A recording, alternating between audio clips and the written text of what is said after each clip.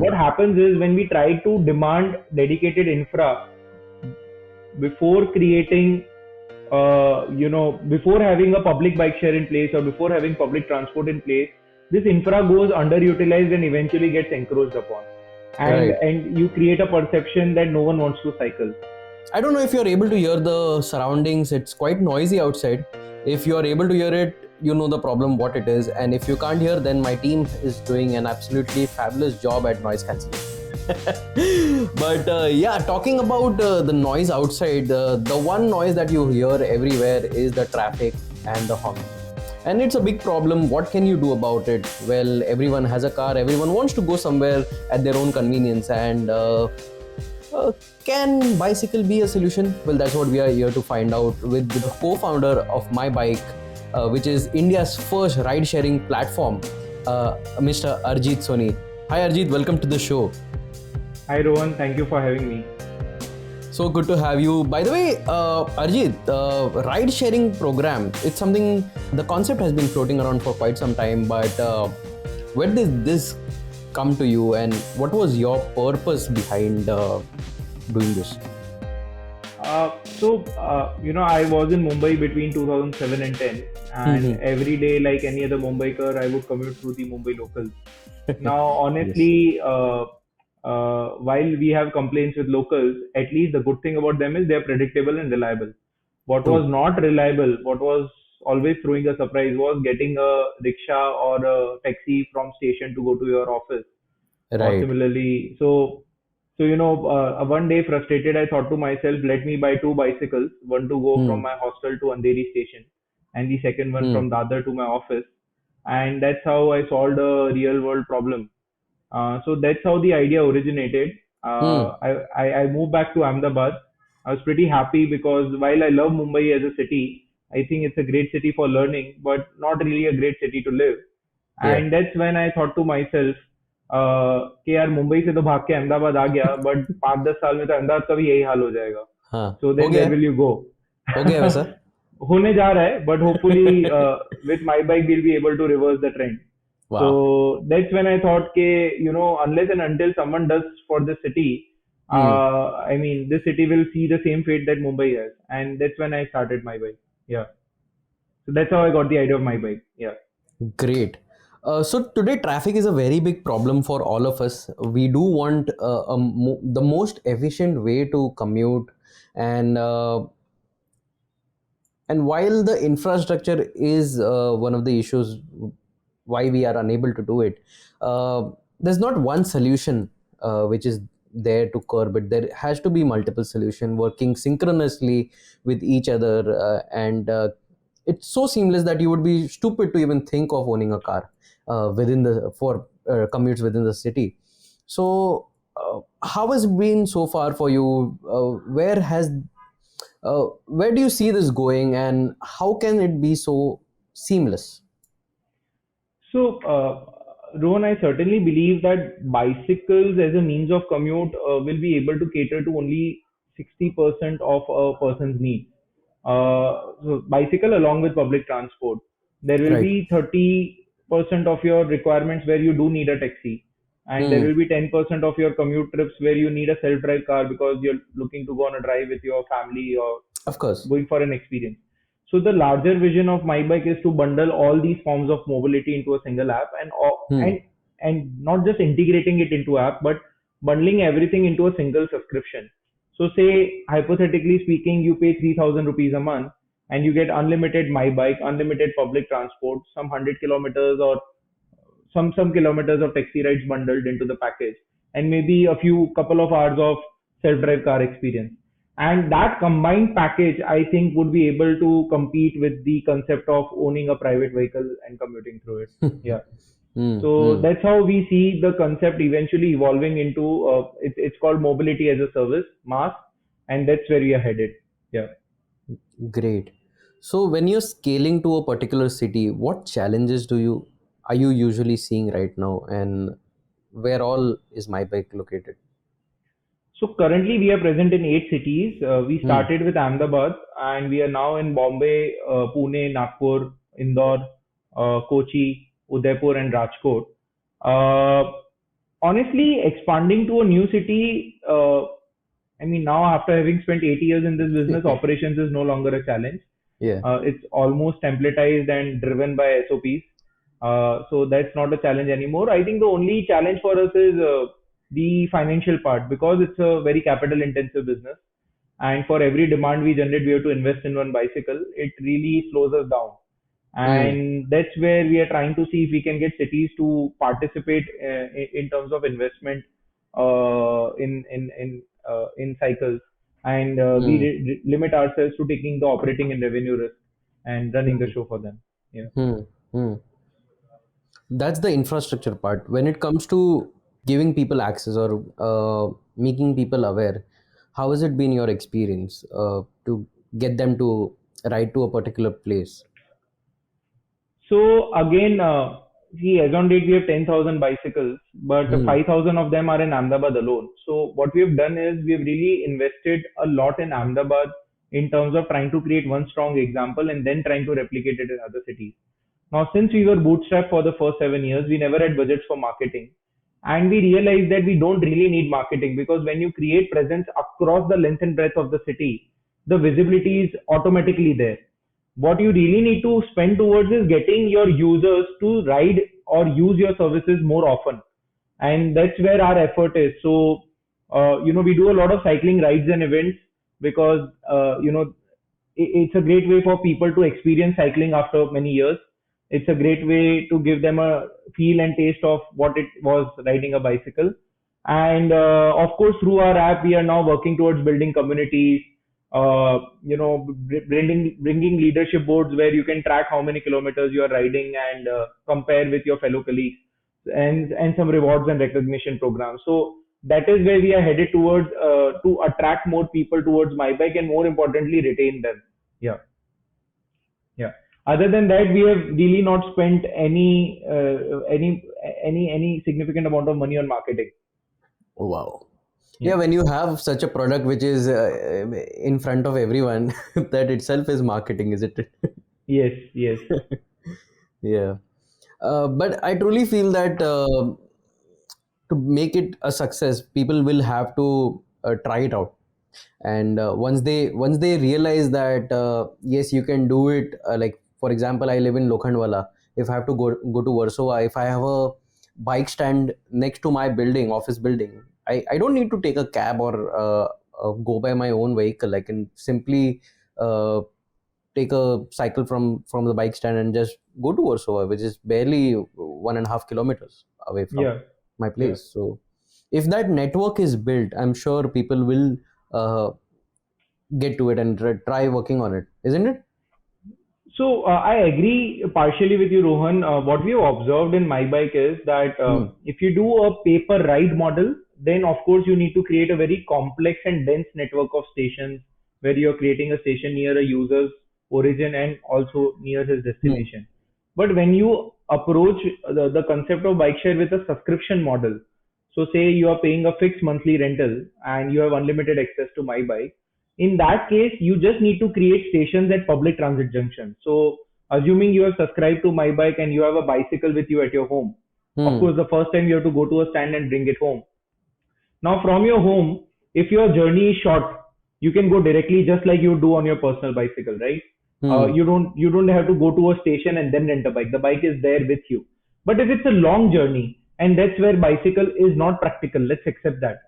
Bicycle is a means of commute, has its limitations. It's a Yes. great tool for short commuting, but not really practical for long. That's where my bike gives you this flexibility, where you can go to the nearest public transport junction, say for example at Borivali, and drop the bike at the station there. And say if you get down at Church Gate, you can pick up any other My Bike under the same subscription and go to your destination. So you just pay for one subscription, but you get access to any number of any My Bike in the pool, one Hmm. at a time, and that's how My Bike works. Hmm. Yeah, So it's using multiple modes to get your work done, but at the same time, you are not relying on one infrastructure. yeah. Hmm. Hmm. So today we are seeing a big bicycle commute movement happening around in specifically in Mumbai, in Bangalore, and other big cities, and slowly it's also coming down to the heartlands. Uh, well, that was the way to commute in the olden days, but now we have moved to much more sophisticated means. But how do you think, how effective is it, and what can be done to build a better infrastructure for uh, commutes? See, certainly, you need to have very good quality public transport, and that's where like this, I mean, we have so many, so such large network of metro trains now coming in, especially in Mumbai.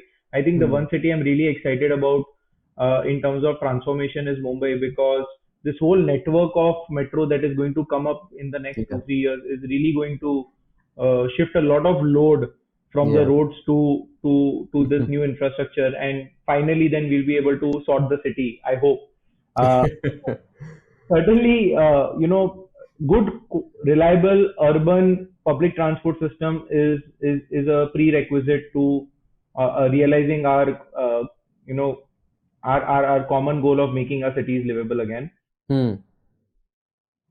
In terms of first and last mile connectivity, I think bicycles and electric bicycles are going to play a pivotal role there, because they are the cheapest and most accessible and convenient way of connecting that short distance of going from your home to station.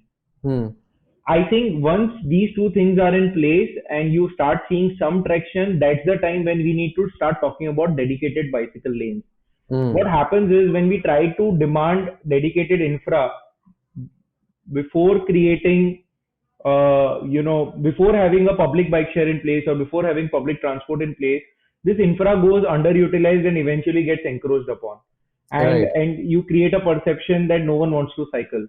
So I think we Hmm. need to be really careful in terms of the timing and when to actually demand for this infra. I think Hmm. to solve this chicken and egg problem, the way I look at it is we need to bring some traction of people on road using cycles, and then try and pitch for this infra with the authorities. And once that infra is in place, I think that will bring in more people to start cycling Hmm. to commute. Hmm. Yeah. Right. So that is something exciting because just before your recording, I was speaking with Neha Thakkar, who has installed a very wonderful tool in Bangalore, and he's expanding to other places as well, which is a live bicycle counter. So I think that is going to do some very exciting work in giving people the data that yeah, we do have cyclists on the road, and it is going to bring a change. You see the data that we are riding, you too can ride. Understood. Yeah, indeed. In fact, I had also connected to Nihar, and I think what he has created is brilliant, because it's one thing for us to know data through the backend, but to make that data visible to the people in real time, I think that's really going to have a lot of impact. I mean, I can't wait for that to be installed at a large scale across the cities, and I think that will really tell people that okay, इतने लोग cycle actually चलाते हैं. Hmm. In True. fact, it would be great if that counter could capture all forms of commute and Yeah. then show the percentage modal share of bicycles compared to Hmm. other means of commute. Yeah. Yeah, yeah. No, absolutely. And I'm sure many of our listeners might have seen an image where you can see that one bus covers at least some 7, 8 bicycles in one lane. A four wheeler can be utilized. Instead of a four wheeler, you can have 4 to 5 bicycles in one parking. So that's, uh, I'm sure with this data, uh, more than the government, of course, people can realize that yeah, what is the scenario and what is the possibility with the pedal powered commute model. And I'm also curious to ask you, what are your thoughts about e-bikes? It's a big debate, quite polarized market when it comes to e-bikes. So before this, Rohan, firstly, I'm glad you brought this out. I think the whole world thinks that electric is the future, but I Yeah. think we really need to think what form of mobility, because Hmm. गाड़ी petrol हो या electric, फंसना तो traffic में ही है. So Correct. electric cars, we really need to set our expectations right. Are they just solving the problem of pollution, but are they Hmm. actually solving the problem of parking, traffic, and congestion, right? And that's where people will have to realize that you will have to adopt public transport and use bicycles wherever you can. Coming to your next question, between bicycles and electric bikes, so like every other cyclist, I was a purist, and I for 7 years of the journey of my bike, I've always believed that the pedal bicycle is good enough and you don't really need an electric bike. But having said that, since last 1 year I've been personally riding an electric bike, and I did realize that it is definitely a superior product. It gives you the flexibility to pedal for your health and leisure trips. It gives you the flexibility to commute in case during the day you want to go out and it's very hot. You can simply throttle and use it like a scooter. And of course, the most fun and engaging part is the pedal assist mode, where you can take the assistance of motor while you are pedaling. So I am very bullish about electric bicycles. I think it has the power to bring more people to experience cycling once again. And accordingly, at my bike also, I think in the next 3 to 4 months we will be introducing pedal electric bikes Hmm. to our fleet. Yeah. Yeah. Can you share some more insights on what the future for bicycle commute looks like and what is your vision for it? I mean, I'm convinced that private vehicles cannot keep growing because Hmm. space is the limitation constraint to Yeah. growth of cars. Hmm. So people will have to switch to smaller form factors. It could Hmm. be electric two-wheeler, it could be a cycle. Yeah. Now, with any two-wheeler, the challenge is that you can't go long distances, and True. so you are essentially looking at using a two-wheeler for short distances and Yes. using public transport for long distances, Hmm. and that's where my bike fits in perfectly. So I'm very bullish. I'm very confident that bicycles will become one of the predominant forms of mobility in times to come. The government policy can certainly help decide whether this transition can happen at an accelerated pace or not. Availability of Yeah. infrastructure will certainly help in accelerating this transition, Yeah. but I think it's inevitable, if you ask me. Hmm. Awesome. And what several European and Scandinavian countries have done is that they have put a exceedingly high taxes on private vehicles. So झक मार के cycle नहीं तो public transport लेना ही पड़ेगा.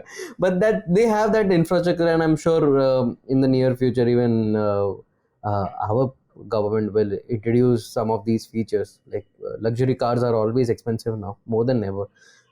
So that is one. I don't know what I would say, but yeah, it's one of the ways people would get encouraged to go for a cheaper means of transport. Um, but what do you think is the challenge for 2022?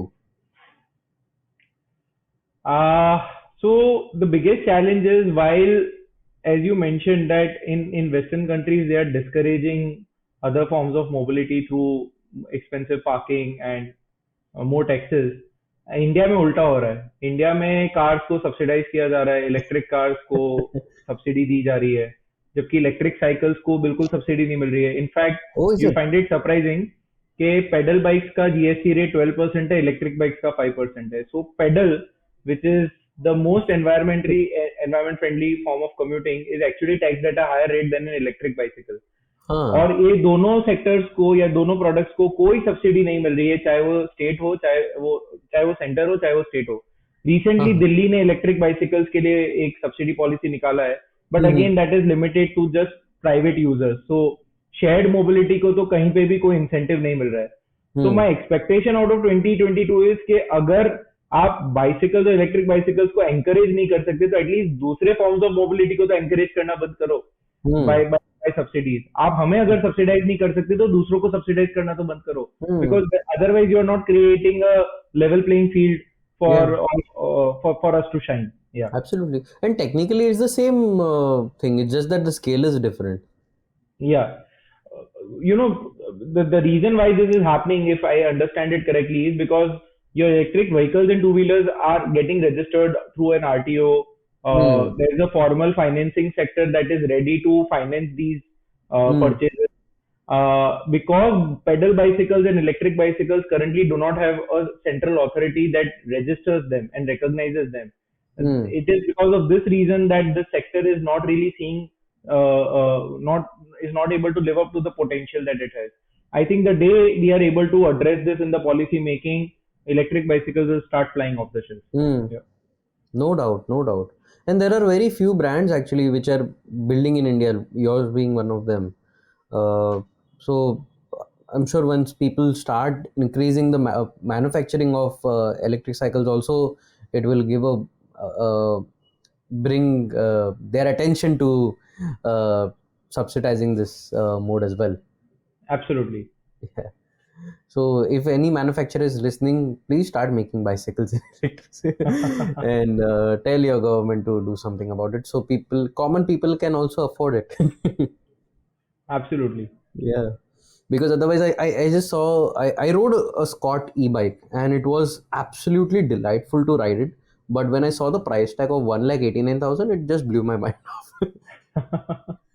So I think now that we are manufacturing our own e-bikes, Mm, a decent electric bicycle, a good quality bicycle with a 50-kilometer range, mm, should not cost more than, and I'm saying this on the upper side, should not cost more than 50,000 rupees. mm, And it will still sound expensive because you get scooters for 60 or 70,000 rupees, but that's because yeah, the government is giving 15 to 25K subsidy on every scooter. So, and but bicycles is that's for all electric, right? You don't get electric scooters in that cost, or do you? I mean, the cheapest one that I'm aware of currently is being retailed at 80,000 after Huh, subsidies.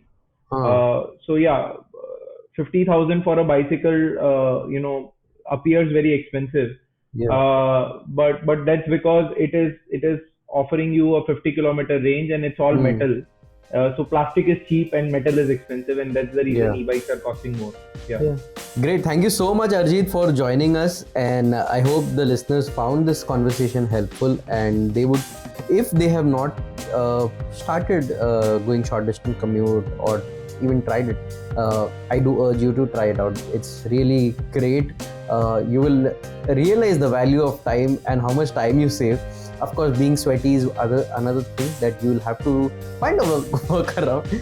But yeah, if it's for short commutes, if it's for going from point A to point B, or just getting vegetables, why not try it out?